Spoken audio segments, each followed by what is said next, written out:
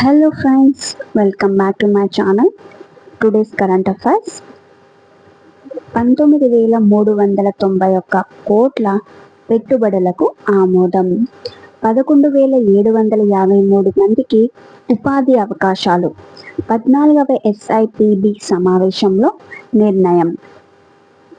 పార్టీకి పిలుపునిచ్చిన నేత శ్రీమతి నీతా ఎం అంబానీ సోమవారం జనవరి 6, 2026న ముంబైలో జరిగిన యునైటెడ్ ఇన్ ట్రయంఫ్ 2వ ఎడిషన్లో భారతదేశపు 3 వరల్డ్ కప్ సాధించిన జట్లు అయిన పురుషులు, మహిళలు మరియు అంధ మహిళ జట్లకు ప్రతి భారతీయుని తరపున ధన్యవాదాలు తెలియజేశారు.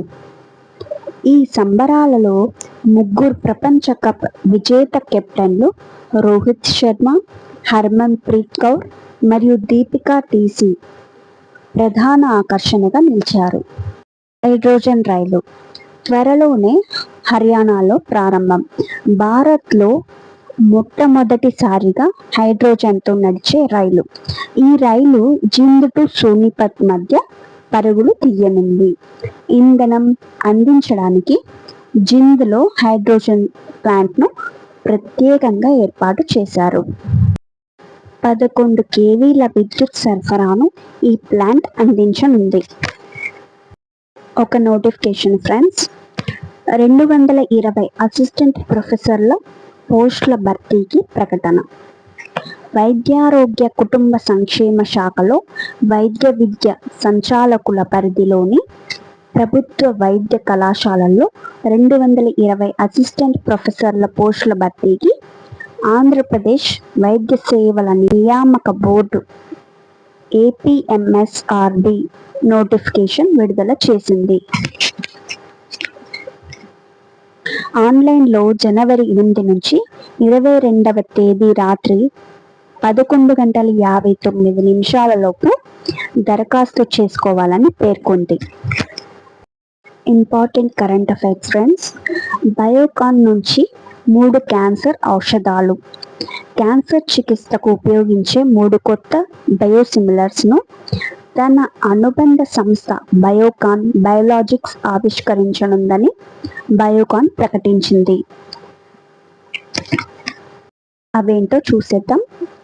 ట్రస్టజుమాబ్ లేదా హైలారోనిడేన్, హెర్సిప్టిన్ SC లేదా హెర్సిప్టిన్ హైలెక్టా, నివోలుమాబ్ లేదా ఓప్టివో, పెమ్బ్రోలిజుమాబ్ లేదా కీట్రుడా. ఈ 3 ఔషధాలను శాన్ ఫ్రాన్సిస్కోలో వచ్చే వారం జరగబోయే 2026 JP మోర్గాన్ హెల్త్ కేర్ కాన్ఫరెన్స్లో ప్రదర్శిస్తారు. ఇప్పటికే 17 క్యాన్సర్ ఔషధాలు బయోకాన్ చేతిలో ఉన్నాయి.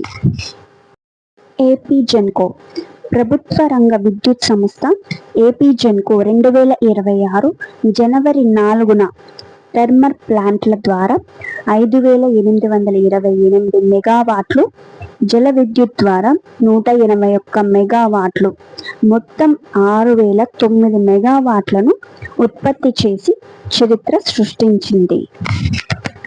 సొలిసిటర్ జనరల్గా సుప్రీంకోర్టులో భారత ప్రభుత్వ అదనపు సొలిసిటర్ జనరల్గా మాజీ MP కనకమేడల రవీంద్ర కుమార్ 2026 జనవరి 5న బాధ్యతలు స్వీకరించారు.